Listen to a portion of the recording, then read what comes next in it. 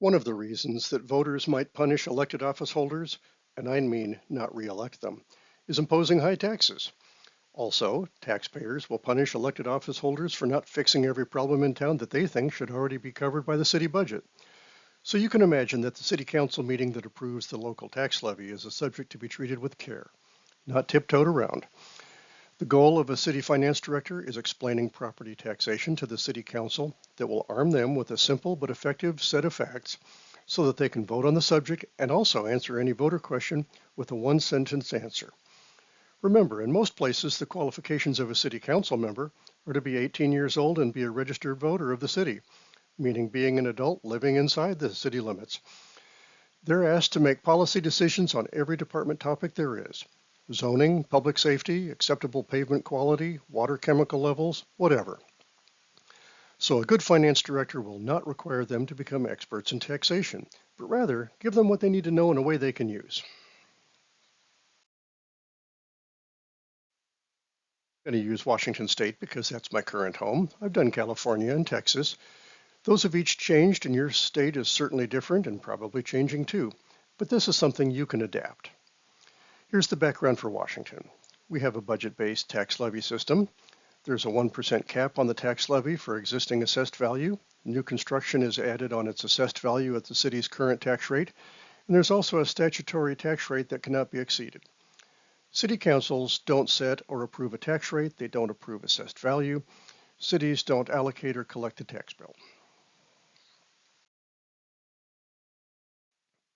In fairness to city council members that are either new or have had 11 months focused on other things, when bringing your annual tax levy for approval, it's important to preface it with a tutorial. The question in their minds is probably more like, what will constituents ask me that I need to be able to answer if I approve the new tax levy ordinance? Or, what am I responsible to answer for? And if there are things outside my control, tell me how to remember and be able to articulate that too. Here's the facts in one slide. This info is all from our county assessor. I can brief council on this information in one slide.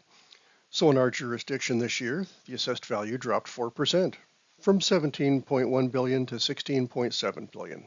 Last year's levy was 11.7 million, so 1% adds 117,000. Assessed value of new construction comes from the assessor. The legal maximum comes from the statutory maximum rate of $1.60 on assessed value. The assessor provides that. The proposed new tax rate will be 72 cents per $1,000 of assessed value, less than half the legal maximum. It's tough to even spot what part the city council even plays, and an obvious question citizens might ask is, if assessed value goes down, don't property taxes go down? To help the city council, I use a simple illustration.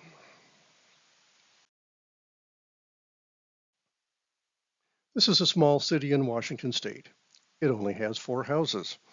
You can see their assessed value varies a little bit, and the city needs a tax levy of $1,000 in order to deliver the city services to take care of them. The total assessed value is an even $1 million, so a tax rate of $1 per thousand will result in each property paying their portion, and the city's budget is fully funded.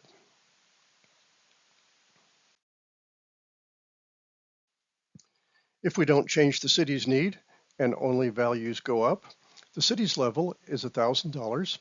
The assessed value goes up 50% from $1 million to $1.5 million.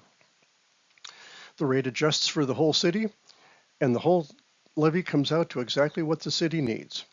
Notice the experience of the taxpayers when they got their tax bill.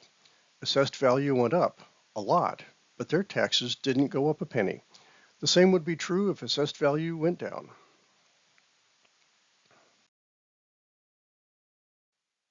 We can apply this year's actual situation to our illustration. What if budget need rises and values go down? Here, the city levy goes up 1%. That's all we can ask. The assessed value goes down from 4% from 1 million to 96, and the rate adjusts for the whole city. The total levy comes out to what the city requested. Notice, the city council didn't set the rate, and what was the experience of the taxpayers when they got their tax bill? Each one went up 1%.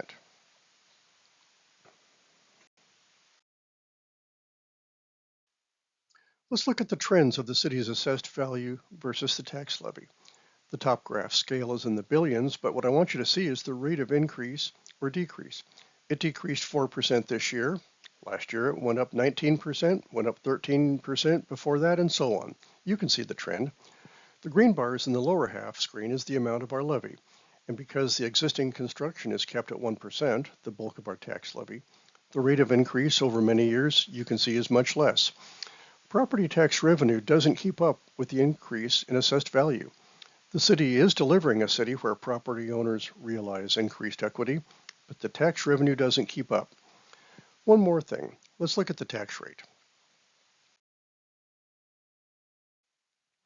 Remember, the rate is simple math. It adjusts downward when the increase in value exceeds the increase in levy. And this year, when values went down, the rate adjusts upward. Remember, the City Council has no ability for rate setting. However, the reason this is important is it's the voters, the taxpayers, who control the rate. Should the Council wish to send the question to the voters, here's the amount of headroom that exists where if voters want more services and property taxes how they want it paid, the amount of annual levy available can be accessed. So why not do that? Well, for one thing, asking voters if they want to be taxed more is a political question, and there had better be compelling services the voters want. But keep in mind, the city is not the only tax authority on their tax bill. The city's share here is about 7%, school district 33%, county is 11%, the state is 28%, and so forth. Remember, our portion of the tax bill is proposed to increase 1%, and the dollar amount was small. While a few dollars of increase to the city sounds insignificant, we have to remember the taxpayer's perspective. Now, the last thing to point out is inflation. In the state of Washington, the 1% cap on property tax has another feature. The increase in tax levy cannot proceed automatically if it exceeds inflation, so we have to check. Here, I have the data from the Bureau of Labor and Statistics reported for the Seattle-Tacoma area, and you can see that nowhere on the blue graph was inflation ever below 1% in the past more than 2 years. The green graph shows the cumulative. This is simply to show that the tax levy increase is not keeping up with inflation.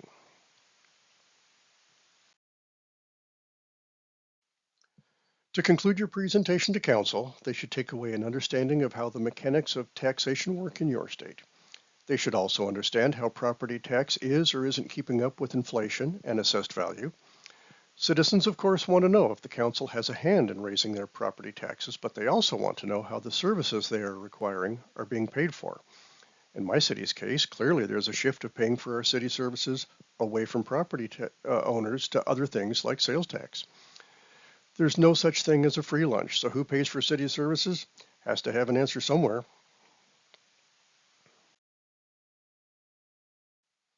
I hope I've given you an example of how to explain financial concepts to people who are most likely not financial folks. The best way to be a more valuable public servant is to decide to seek the good of others, not yourself, putting others first. Our success lies in helping others succeed. That includes helping your city council members. This video aims to help you because it's your efforts that will contribute to the success of your city and make it a better place. Thanks for watching.